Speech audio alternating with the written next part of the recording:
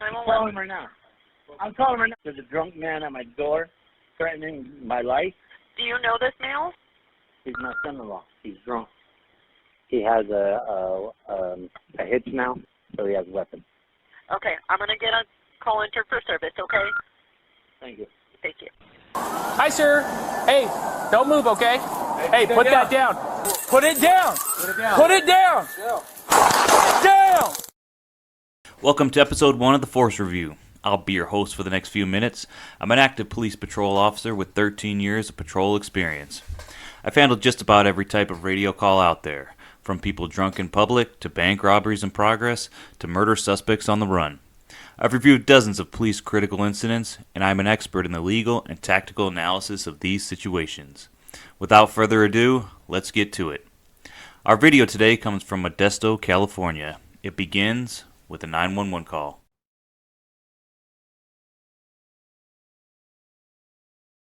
I'm calling right now.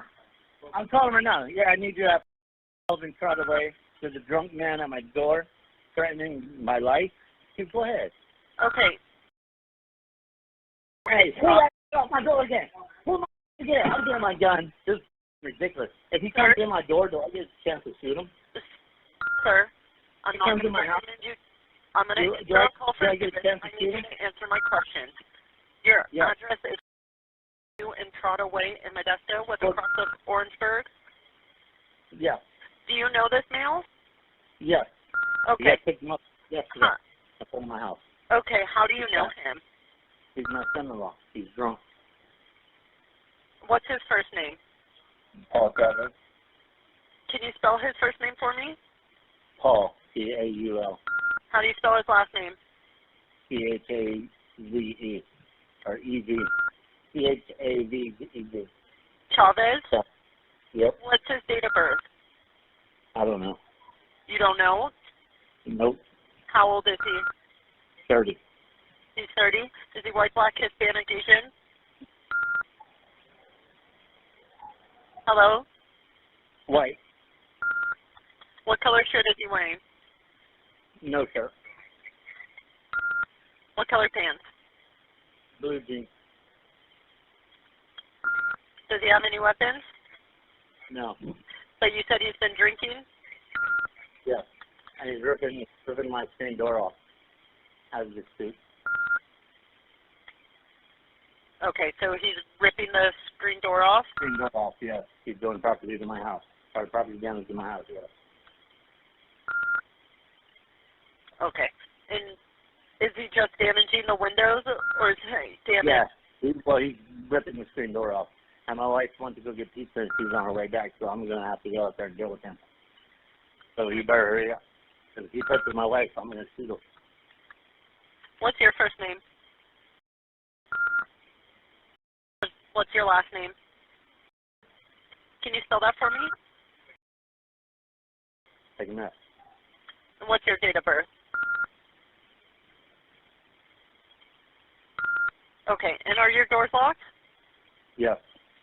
But my wife's coming up. Pizza. Okay, can you tell your wife not to drive in the driveway just so you avoid confrontation until law enforcement gets there? Yes. Okay, I'm going to enter a call for service, okay? Hello, are you still there? Yes. Okay, I'm going to get a call entered for service, okay? Thank you. Thank you. A common misconception about police shootings is that the only thing that matters is what is going on during the moment of the shots. In truth, the factors involved in the police officer's decision to use deadly force begin mounting the moment they are dispatched. If the officer has personal knowledge of the suspect or situation, even factors prior to the radio call may be considered.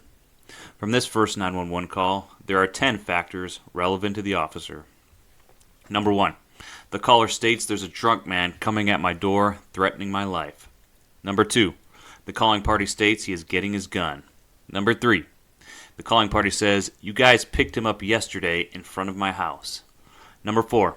The calling party identifies the suspect as his son-in-law. Number 5. The calling party gives the suspect's name, age, and description. White male, no shirt, blue jeans. Number 6. The calling party states the suspect has no weapons. Number 7. The calling party states the suspect is ripping his screen door off. Number 8. Calling party says his wife is on her way back home from getting pizza. Number 9. The calling party gives his own first and last name and date of birth. Number 10. The calling party has his doors locked and repeats that his wife is coming home with pizza. Now I won't give the analysis on each of these factors, but I will talk about 3 of the big ones. The first 2 big factors include the allegations that a drunk man is threatening the caller's life and ripping his screen door off. This equates to a situation involving an imminent threat of physical harm that must be immediately addressed by the responding officer. The third major factor is that the caller states the suspect does not have a weapon. An additional comment by the calling party, which is perhaps not relevant to the officer or the shooting, but an interesting comment to discuss, is the caller's question, "If he comes to my door, do I get a chance to shoot him?" This is a common question posed to dispatchers and law enforcement officers. Citizens should know that nobody can answer this question for them. This is a decision that people must make for themselves. Every firearm owner should be familiar with the laws governing the use of that firearm. In California, lethal force regarding home invasions is covered under Penal Code Section 197. In short, it says that if someone enters your home with the intent to commit a violence against you, deadly force is authorized. While the officers are en route, there is a second 911 call. 911? Yeah, I called 911 from Trotterway about a drunk guy. He has a hitch now, and he moved over to my neighbor's house, and he's in their yard, so he has a weapon. He has a what? A hitch from the truck with the ball on it. He's still in the front yard? For towing. He's in the neighbor's front yard now. He's looking for a fight.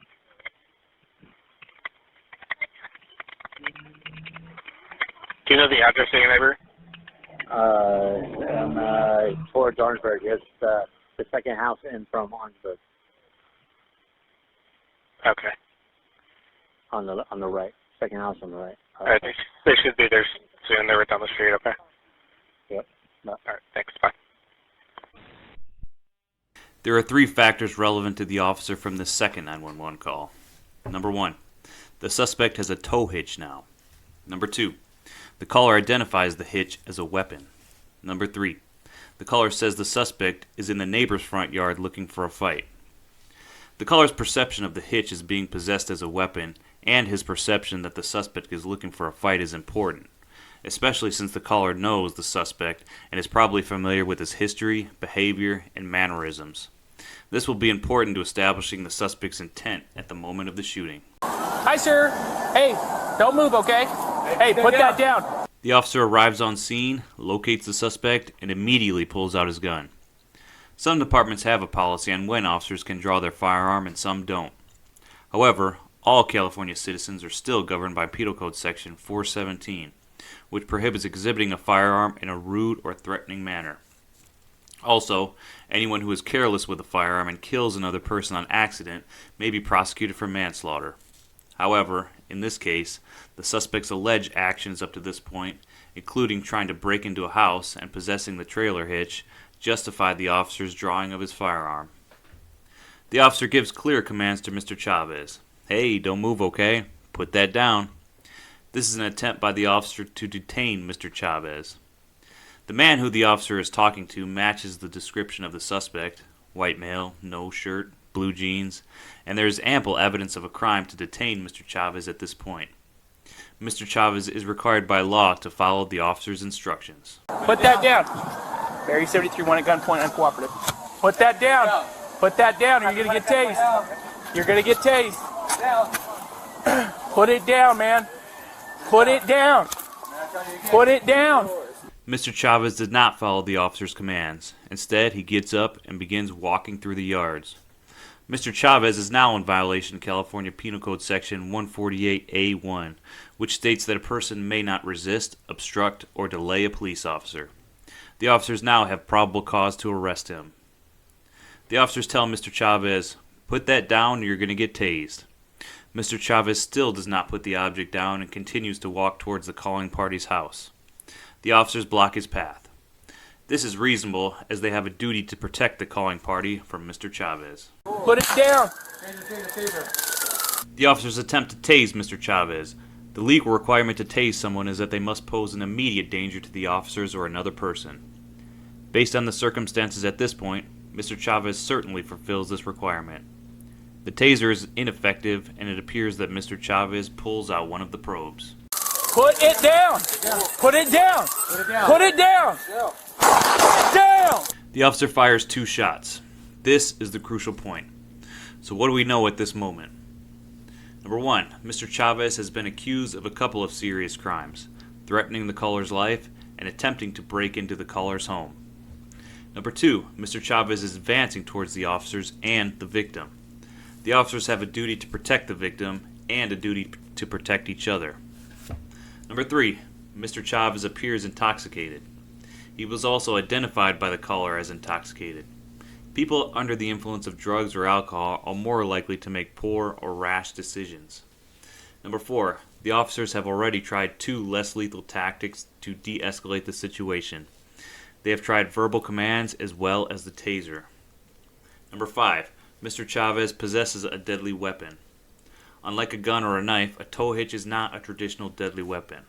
However, its identification as a deadly weapon can be inferred through 4 points. Number 1, Mr. Chavez is not engaged in any sort of legal activity with the tow hitch. There is no truck or trailer nearby. Number 2, Mr. Chavez has been alleged to have recently been involved in serious and potentially violent crimes. These crimes would be criminal threats and burglary of an inhabited dwelling. Number 3, Mr. Chavez acquires the tow hitch after the initial 911 call. This means that his alleged criminal activity was in progress during the time in which he acquired the tow hitch. Number 4, the caller identifies the tow hitch as a weapon. The caller seems to be familiar with Mr. Chavez, and his identification of the tow hitch as a weapon is significant. Get on the ground. Get on the ground. Get on the ground now.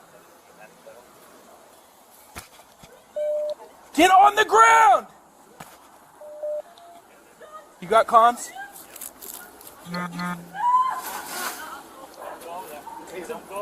He's shot. He's shot.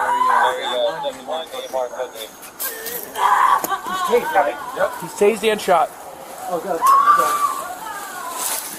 Who shot? Me. Okay. Come on over here. Come on over here. Let go of the tree. Let go of the tree. Let go of the tree. Come on. Heavy, we have 911 for in route. Are they clearing? Got him. Yep.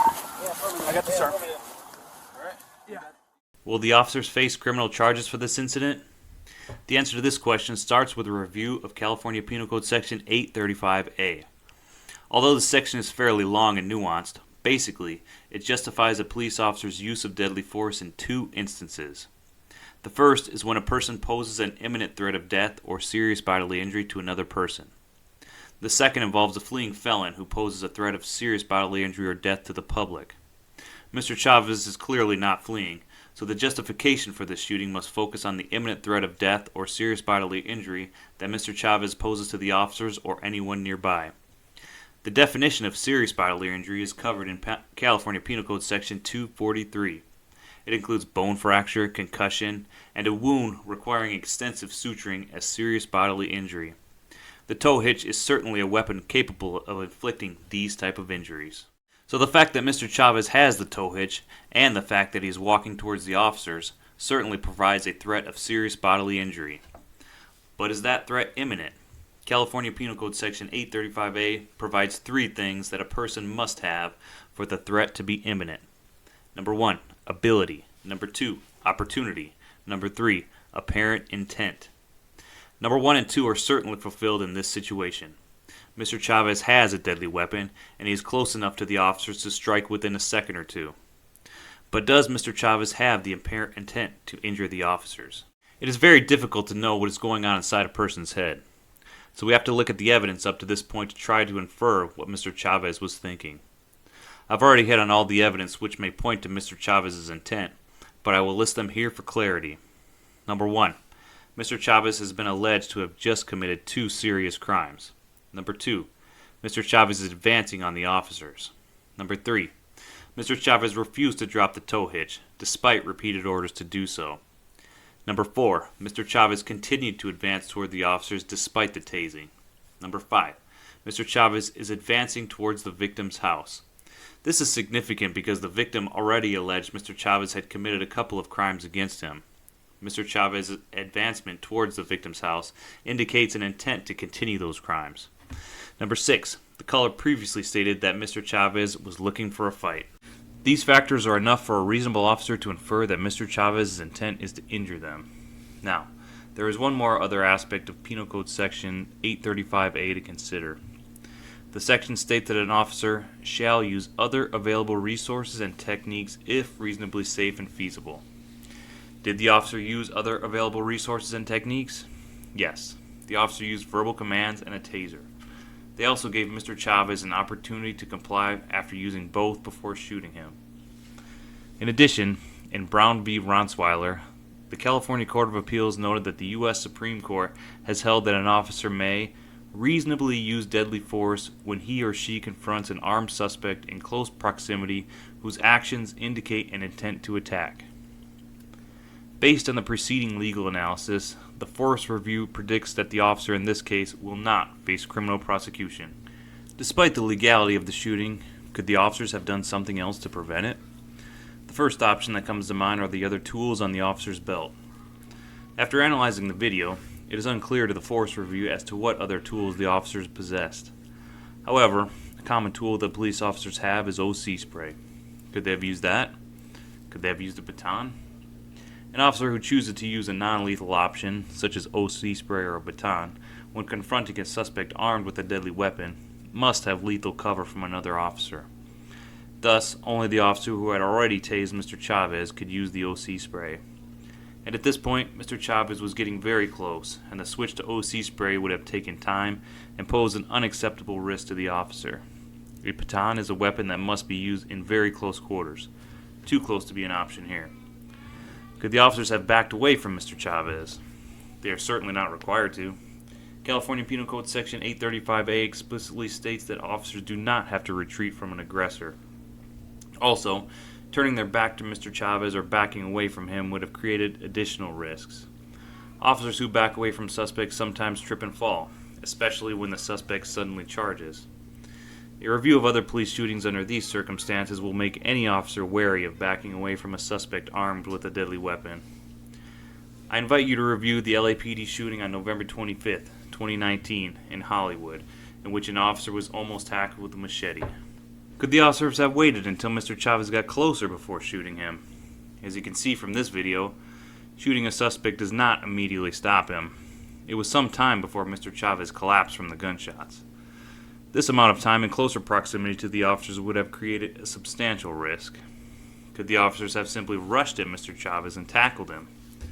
This is a technique I have used myself on combative, unarmed individuals. In one instance, the suspect was fast and athletic, and he managed to punch me in the head as I charged. A fist to the head may not have devastating consequences, but a tow hitch to the head certainly may. The last thing to remember is that these officers are acting under pressure in real time. The California Court of Appeals noted in Brown that the Supreme Court intends to surround the police who make these on-the-spot choices in dangerous situations with a fairly wide zone of protection in close cases. Well, that is it for the first episode of the Force Review.